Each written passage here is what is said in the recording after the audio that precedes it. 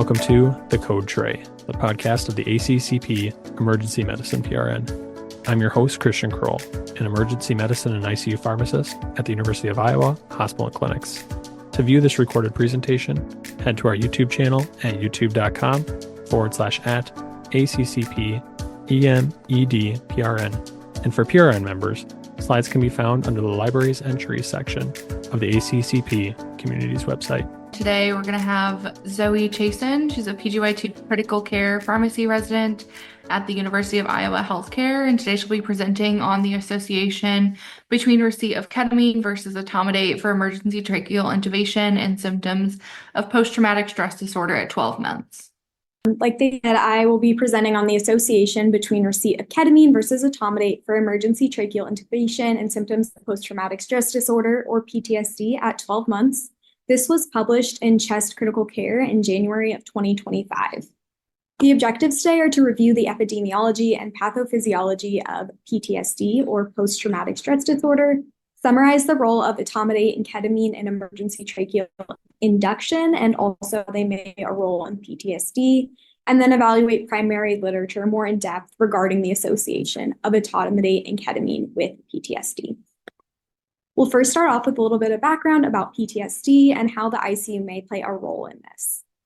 ICU-induced post-traumatic stress disorder is not uncommon. Unfortunately, about 34% of ICU survivors will go on to experience post-traumatic stress disorder symptoms from their time in the emergency department and in the ICU. This can persist for years after their stay and can negatively impact their well-being, quality of life, and employability. A lot of this stems from memories of frightening and distressing experiences that they may have while in the intensive care unit, including delusions and hallucinations, as well as sleep. This contributes to and increases their risk for developing these symptoms, especially for patients that receive particularly traumatic interventions such as mechanical ventilation. Additionally, about a quarter of ICU survivors will go on to develop long-term cognitive impairment that further affects their morbidity. This can be similar in severity to a mild Alzheimer's. Emergency tracheal intubation is one of the many things that may be linked to the development of PTSD and anxiety and depression after an ICU stay. Over 2 million adults annually in the United States alone require emergency tracheal intubation due to critical illness. Sedation improves the intubation conditions and therefore increases the chance of first-pass success. Patients still may be under-sedated or may have multiple attempts at intubating them, which can further increase the rates of these unpleasant consequences. The most common sedatives used for this purpose are etomidate and ketamine, as well as some other agents, but these two will be the focus of our discussion today. Etomidate is an ultra-short-acting, non-barbiturate hypnotic anesthetic agent that is overall the most commonly used agent for this purpose. It's used in about 90% of cases due to its easy access and desirable characteristics. Some of its benefits include the fact that it's inexpensive and readily available. Given that it's not a controlled substance, it's very easy from a storage perspective and is able to be obtained quickly, whereas some other agents that are used for induction may be instances where there has to be more documentation or countbacks to a medication, taking more time in the setting of true emergencies. Additionally, it has a rapid onset of action, which is desirable in the setting of an emergency tracheal intubation, as you want to get this agent on board quickly so you can proceed with intubation quickly. Additionally, its short duration is useful as when paired with a short-acting neuromuscular blocking agent, it will wear off about the same time, and you can then more lightly sedate patients or conduct neuro exams. Additionally, it has a predictable dose-related response and is overall hemodynamically neutral, which is favorable in patients may be very hemodynamically unstable. On the other hand, there are some potential concerns when considering etomidate, and a lot of these may be controversial, and we're not exactly sure how they truly patients, but these concerns do relate to clinical implications on adrenal suppression, especially in the setting of conditions such as sepsis or adrenal insufficiency in general. And it can also potentially have effects on the seizure threshold. But again, these may be clinically unclear how much we truly care in our patient populations. On the other hand, ketamine is a non-barbiturate phencyclidine derivative that decreases the activity of glutamate. While ketamine also has some similar benefits, such as its fast onset and shorter duration of action, it does have additional benefits that may make it a better agent for certain patient populations. For example, it has analgesic properties, so if your patient has a lot of pain, such as in the setting of a polytrauma, it may be a great agent for that case. Additionally, it's the agent of choice for reactive airway disease, so if patients have a history of this, it may be another time to utilize it. On the other hand, ketamine does have some additional concerns. First, it's a controlled substance, so as I alluded to before, it may take a little bit more time to obtain in the setting of a true emergency. So if you don't have an extra minute or two to obtain the supplies, it may not be worth some of those other benefits. Additionally, like Etomidate, it has some maybe controversial potential concerns, such as its effects in catecholamine-depleted patients and the risk of hypotension, as well as questionable effects on intracranial and intraocular pressure. The studies I'll focus on here for the sake of time really narrow in on Etomidate versus ketamine, although there's been numerous studies comparing them to other agents for intubation as well. The first study by Upchurch and colleagues in 2017, which was a retrospective evaluation of 968 adult trauma patients. They ultimately found that ketamine and Etomidate were safe and effective with no difference in mortality, ICU-free days, or ventilator-free days. In 2017, Van Berkel and colleagues conducted a retrospective propensity-matched cohort study of 384 adult medical intensive care unit patients. They found that Etomidate increased rates of hypotension compared to ketamine. However, other studies have shown a little bit different results, such as the Kroll and colleagues and Moore and colleagues in 2020. These two studies looked at adult emergency department patients, totaling over 7,000 as their sample size. Both studies showed that consistently ketamine increased hypotension when compared to Etomidate. And finally, Matchett and colleagues in 2021 conducted a randomized labeled trial of 800 adult patients. They found that ketamine increased day 7 survival. However, when they looked at longer-term outcomes of 28-day survival, there was no difference. And all of these studies showed that they're both potentially appropriate agents for a lot of patients. Knowing that these agents are both safe and effective, we really have to figure out what patient-specific populations these are going to be appropriate in. Ketamine is utilized in the outpatient setting for PTSD, so it has been theorized that maybe it could be useful in preventing PTSD in settings where it may be traumatic, such as intubation. Ketamine helps reduce the development of PTSD symptoms by inhibiting the brain's glutamatergic system. This system normally mediates stress responsivity and resiliency and plays a role in the PTSD development. By giving ketamine, we are unable to be stimulated by glutamate, which then blocks downstream pathways which form the distressing memories from critical illness, intubation, and mechanical ventilation. There are some studies looking at how ketamine affects PTSD, and while these are a really different population than the study we'll focus on today, I still think it's important to present them as they are a little bit of background and why we would maybe investigate this. Looking at these studies, the differences I want to highlight first are that these are for chronic PTSD, so they're not for acute PTSD from a quick occurrence such as this intubation, patients that came in with a history of PTSD. They're also for treatment, whereas these are to provide long-term treatment in the outpatient setting. Nevertheless, I think it's important to focus on them, and the first was by Fetter and colleagues in 2014. They conducted a randomized crossover trial of 41 patients with chronic post-traumatic stress disorder. Patients were given a single infusion of ketamine, 0.5 milligrams per kilogram versus midazolam, and found that ketamine decreased PTSD symptoms at 24 hours. Later, Fetter and colleagues also conducted a randomized trial on 30 chronic PTSD patients. With this, they gave patients 6 infusions of either ketamine or midazolam over a 2-week period of time, and when assessing symptoms at that 2-week mark, they found that ketamine had decreased PTSD symptoms statistically significantly. However, the guidelines really don't comment on the use of these agents to potentially help with PTSD or other occurrences in the intensive care unit. They really give more of blanket statements such as advising administering a sedative hypnotic induction agent, which ketamine or Etomidate would fall into, whenever a neuromuscular blocking agent is used for intubation. Additionally, they state that there's no difference between Etomidate or other induction agents that are administered for rapid sequence intubation with respect to mortality or the incidence of hypotension or vasopressor use. With this, you really have to target your agent to patient-specific characteristics and also provider comfortability. This leads us to the purpose of this study, which is really to try and find a potential niche for ketamine by comparing the rates of PTSD in patients who received Etomidate versus ketamine for emergency tracheal intubation. We'll next talk a little bit more about the methods of the study that we'll talk more about in depth. This was a secondary analysis of a pragmatic cluster randomized crossover trial. It looked at the pilot and co-pilot studies. These were studies that originally investigated the effects of different oxygenation targets in patients that were receiving invasive mechanical ventilation. Patients were initially enrolled in this trial between July 1st, 2018 to August 31st, 2021. However, they then received funding for a 12-month psychological outcomes assessment that would be assessed, again, that 1 month after their stay, which was received from January 1st, 2019 to August 31st, 2021. Patients were included in the original trial if they were ages 18 years or older and received invasive mechanical ventilation in the Vanderbilt University Medical Center Medical ICU. They were excluded if they were incarcerated, pregnant, did not have a completed 12-month follow-up, which could be for a variety of reasons, including not speaking English, not having access via the phone, or having severe aphasia or other disabilities. And they also excluded patients that were previously enrolled. In addition to these criteria from the pilot and co-pilot study, the study added 3 more as seen here in red. Again, they excluded patients if they did not specifically have that 12-month psychologic assessment, even if they did have an overall follow-up visit. They also excluded patients if they did not receive ketamine or etomidate for induction of intubation, or if their intubation procedure was not clearly documented. The interventions in this study were IV ketamine versus IV etomidate. Given that this was a retrospective study, both the agent selection and dosing were based on physician preference.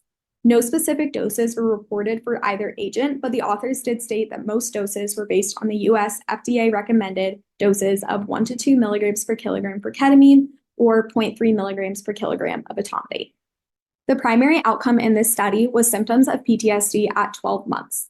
This was assessed using the PTSD checklist or PCL5 from the DSM-5, which is shown here on the right. This is essentially a set of 20 questions that assess how much a patient has been bothered by different symptoms over the past month.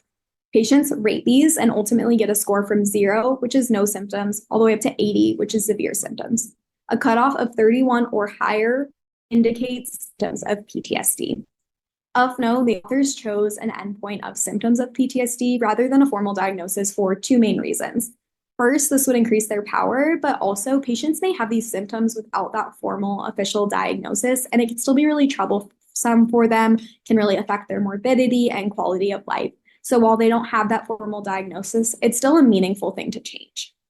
Secondary outcomes were also assessed at 12 months for each of these. The first 2, depression and anxiety, were assessed on the subsection of the hospital anxiety and depression scale. These range from 0, which is symptoms, all the way up to 21, which is severe symptoms. And again, a cutoff of 8 or higher is indicative of depression or anxiety for each of these. Additionally, they looked at global cognition and how this was impacted using the Montreal Cognitive Assessment Blind or MoCA blind scale. This is a scale that has patients their memory, attention, language, abstraction, delayed recall, and orientation. Unlike the other scales I've previously presented, it's inverse as far as a scoring perspective. So 0 represents worse outcomes with fully impaired cognition, and the maximum score of 22 shows fully intact cognition. A cutoff of 18 here is where they marked having global cognition impairment. For statistical analysis, all of their outcome assessments were conducted by trained neuropsychological raters who were blinded by intervention that patients received. They also conducted this solely via phone. Analysis was conducted using proportional odds logistic regression, and they utilized this due to non-parametric data distribution. They also calculated adjusted odds ratios with a 95% confidence interval and a p-value of 0.05 or less being significant. They adjusted for many covariants which were pre-specified, including age, race, sex, number of comorbidities, which included chronic obstructive pulmonary disease, end-stage renal disease, congestive heart failure, and coronary artery disease, as well as history of pre-illness depression or post-traumatic stress disorder, years of education, non-respiratory SOFA score, sepsis, and location of intubation. They also conducted post-hoc exploratory analysis using multivariable logistic regression to see if there were any indicators of how ketamine versus etomidate affected their various endpoints. Moving into the results section of this study, overall 2,541 patients were enrolled in the pilot study. 1,677 were enrolled when they had that psychologic assessment funding period. 1,515 of these patients had co-pilot enrollment. Only 583 patients ultimately survived that 12-month follow-up visit, but only 297 of these patients actually had that 12-month PTSD assessment conducted. Additionally, a lot of patients did not receive etomidate or ketamine as their agent for induction, or it was not fully documented. So this left with a final sample size of 141 patients included in the analysis. Looking at the baseline characteristics, 52 patients received ketamine versus 89 in the Etomidate group.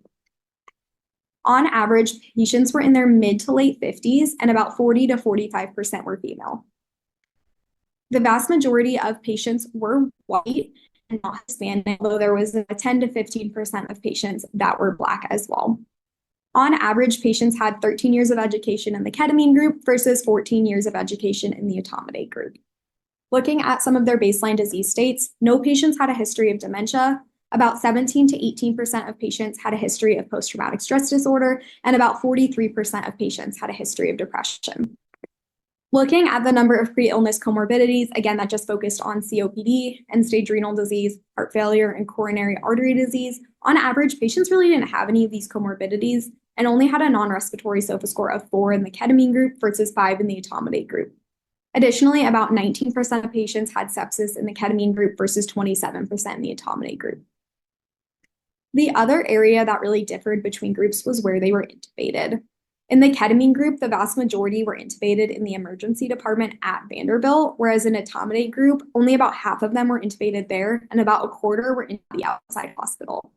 Looking at the primary endpoint, the PCL-5 score, on average, patients in the ketamine group had a score of 7 versus 14 in the Etomidate group. When you specifically pull out patients that reached that score of 31 or higher, you saw occurred in 15.4% of patients that received ketamine versus 20.2% of patients that received Etomidate. And this was statistically significant, showing an association of less PTSD symptoms when patients were given ketamine.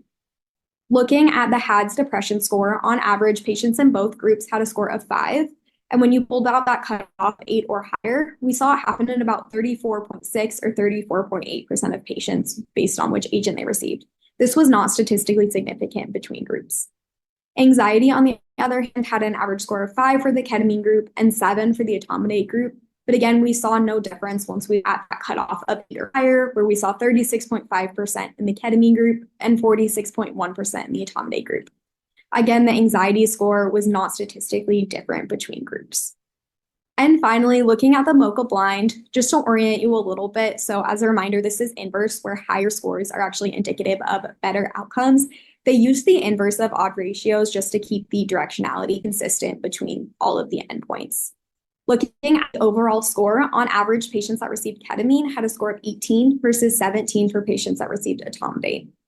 However, when they pull out that group that was below that cutoff of 18, they saw global cognition impairment in 44.2% of patients that received ketamine versus 61.8% of patients that received Etomidate. And this was statistically significant association of global cognition impairment with Etomidate. Looking at their post-hoc exploratory analysis, they really didn't find any endpoints where there was any specific association of ketamine or Etomidate with the endpoint based on different variables they utilized. Moving into the discussion portion of this journal club, the authors ultimately concluded that ketamine has an association with fewer PTSD symptoms and better global cognition at 12 months, but no difference in anxiety or depression when compared to Etomidate for emergency tracheal intubation. However, they also concede that larger prospective trials are really needed to confirm these findings. As far as my personal takeaways, I do want to highlight some of the strengths that the study had, as I think they were overall meaningful. I think one of the things to point out here is their inclusion and exclusion criteria. And while I'll maybe comment a little bit on sample size and the weaknesses, I think they did a really good job narrowing it down. They obviously weren't able to control what the previous study had included or excluded, but the only additions they made were really what they truly had to add in order to narrow in on the population they wanted, whether it was patients that actually had that assessment conducted so they could evaluate their endpoints or focusing on their specific agents. The other strength that I think is maybe most special about this study is the fact that they used long-term patient-centered endpoints. I feel like it's pretty rare, especially in an ED or an ICU study, to not only get patient-centered endpoints, but long-term endpoints all the way out at a year. I think this is really meaningful, as we know that maybe these won't affect our chance of survival at 1 year, but ultimately we may see more of an effect on quality of life and morbidity, which is stuff that patients truly do care about. I will comment on this in the weaknesses as well. I think in general, they had meaningful covariate adjustments. They really touched on some of those places where they did have differences between groups, such as location of intubation, but they also got covariates that would be meaningful, such as history of pre-illness, PTSD, anxiety, depression, etc. I do think there are significant weaknesses that limit our ability to apply this study to clinical practice. First of all, it's retrospective, and that's going to have inherent issues with it. Ideally, a prospective randomized controlled double-blind trial would have been preferred. And additionally, it's secondary analysis of a study, which has its own implicit issues as well, including a higher rate of a type 1 error. Another weakness is the sample size. And again, I kind of concede that the inclusion and exclusion criteria really couldn't have been more broad, but ultimately we really had a small population included when we looked at the overall study originally. The only way they really could have improved this was by increasing that funding period, but obviously that wasn't something that was necessarily in their control, but something to look at moving forward. One of the weaknesses that I thought was interesting is that overall these patients have a low level of disease severity. When you think about the fact that these patients have to survive not only their ICU stay, but all the way out a year, it makes sense that they wouldn't have super high SOFA scores. Not a lot of the patients would have sepsis. But I think it could have potentially been remedied a little bit if they had maybe done some secondary analysis where they stratified by disease severity levels and looked at if this applied to just patients with lower disease severity, higher disease severity, or both. Additionally, I think there's a lot of confounders in the study that aren't accounted for, even though we do have some of those adjustments. The biggest one to me is why these specific agents were chosen for induction. For example, was ketamine chosen for its analgesic properties in certain patients as maybe they had polytrauma or other things where they may have had a lot of pain? On the other hand, was Etomidate chosen because this intubation was a true emergency where maybe they really needed to get the patient intubated as soon as humanly possible and they didn't have that extra minute or two to grab ketamine? Some other issues for me are they didn't report a lot of information that I think would have been helpful for dosing of these agents. They gave that blanket statement that they generally followed the FDA recommended guidelines, but I know I've seen in clinical practice that we don't always follow that, and I've definitely seen patients overdosed. With this, there's a concern that maybe they're not fully sedated and maybe a little bit aware during their intubation. So even if we didn't have like an average dose, at least seeing what percentage of patients fell outside of that. They also didn't report rates of first pass success, and I think that could definitely matter, especially if patients in one group had a higher rate of first pass success than the other, because again, the more and more attempts it's going to take to get into someone, the more and more traumatic that's going to be, and the higher risk of them having their sedation wear off during this intubation procedure. Additionally, the ICU and hospital length of stay were not reported, and I think this is meaningful for two reasons. First of all, longer lengths of stay are going to be associated with more deconditioning, higher rates of delirium, and other negative effects that could definitely impact our patients. So again, if one group had a much longer stay, I think that would be meaningful. Additionally, when we look at how ketamine is utilized for PTSD, I think this definitely plays a role. In general, in the outpatient setting, and again, this is kind of extrapolating a little bit, we give that dosing every 2 weeks. So theoretically, if patients were in the ICU or the hospital for longer than 2 weeks, I think it's really hard to account that maybe this induction dose truly affected it for that full length of time. And finally, they didn't report any safety outcomes. I don't think this is a huge weakness given that we do have a lot of studies already looking at this, but I do think it would have been a nice addition to the study and also just something to the body of literature that already exists. So my personal conclusion is ultimately that larger prospective studies really need to be conducted prior to implementation or changing practice. I definitely think this is an interesting study and something that maybe could provide some information and some framework for some changes in the future, but I don't think we have enough information, especially given the limitations, to change practice right now. I would continue selecting my induction agent based on access and patient-specific characteristics. So for example, again, if it's a true emergency, you need the agent immediately, I would lean toward Etomidate because that's a lot quicker to access at my institution.